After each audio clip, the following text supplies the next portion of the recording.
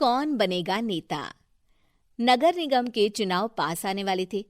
पूरे कानपुर शहर में टिकट को लेकर मारामारी शुरू थी, लेकिन सबसे ज्यादा चर्चा में वार्ड नंबर 40 की सीट थी। वो इसलिए क्योंकि इस बार वहां की सीट महिला के लिए आरक्षित थी। अब सवाल ये था कि चुनाव लड़ेगा कौन। इससे पहले ठाकुर साहब वहां से पार्षद थे और इस बार उन्होंने अपनी पत्नी सीमा ठाकुर को टिकट दिलवाई और ठाकुर साहब की शान के कारण सीमा जी ने 20,000 वोटों से चुनाव जीत लिया। अरे बधाई हो सीमा भाभी, अब तो आप वार्ड की पार्षद बन गई हैं। अब तो हमारे काम आप ही करवाएंगी। अरे ये तो सिर्फ नाम की पार्षद बनी है, वो तो महिला सीट आ गई, वरना पार्षद तो मुझे ही बनना था। अब भले ही चेहरा इसका होगा, लेकिन पावर तो मेरी ही होगी। अरे वाह भाई साहब, क्या दिमाग लगाया है आपने भी। आइए आप लोग, खाना लगा दिया है सबके लिए। सीमा जी पार्षद बन चुकी थीं, फिर भी उनकी एक ना चलती। सारे काम ठाकुर साहब खुद ही संभाल लेते और जहां जरूरत पड़ती वहां सीमा जी का अंगूठा लगवा लेते।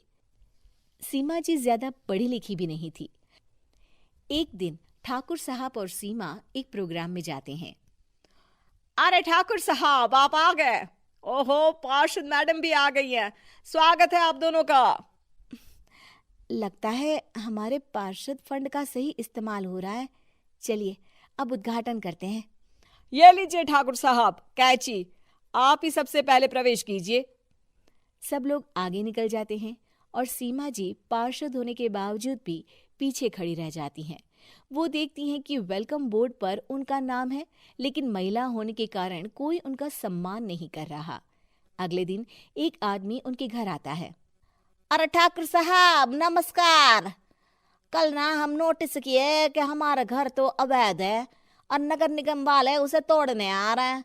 अरे कुछ कीजिए ना ठाकुर साहब। देखो भाई, मैं तो ज्यादा कुछ कर नहीं सकता, पर अगर तुम सबकी जेब गर्म कर दो तो कुछ हो सकता है। कुल मिलाकर 4 लाख लगेंगे। अरे 4 लाख ठाकुर साहब? अरे भाई, मैं अपने लिए नहीं मांग रहा हूँ। दरोगा है, इंजीनियर बाबू है, बड़े साहब है, सबको देना पड़ता है ना थोड़ा थोड़ा। बोलो है मंजूर? तभी वहां अचानक सीमा जी आ जाती हैं। अरे ये आप क्या कर रहे हैं? पहले इन्हीं लोगों से तो आपने वोट मांगे, अब इनसे ही पैसे ले रहे हो। अरे चुप रहो तुम। तुम्हारा काम है सिर्फ अंगूठा लगाना, तुम वही किया करो। मुझे दूसरे काम तुम मत सिखाओ, समझी? और तुम ना जाओ, अब पैसे लेकर आओ, वरना जेसीबी किसी भी वक्त आती होगी। सब कुछ ऐसे ही चलते रहता है। एक दिन सीमा जी और ठाकुर साहब को एक लोकल मीटिंग में बुलाया जाता है। वहां पर कई और अधिकारी लोग भी मौजूद रहते हैं। अब मैं चाहूंगा कि ठाकुर साहब हमारे बीच 2 शब्द कहें।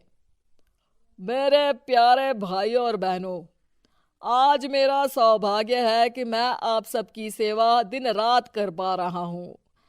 आपने मेरी पत्नी को भारी मतों से जिताया है, इसलिए मैं आप सभी का शुक्रगुजार हूं।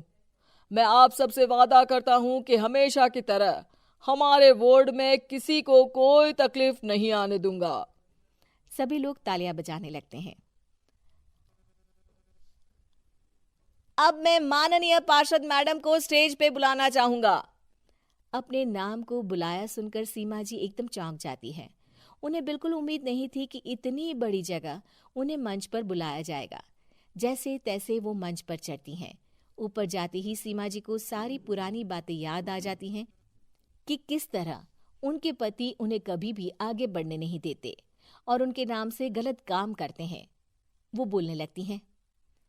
मैं आपके वार्ड की पार्षद सीमा हूं। आप में से बहुत कम लोग ही मुझे जानते होंगे, क्योंकि इससे पहले मुझे कभी ऐसा मौका ही नहीं मिला।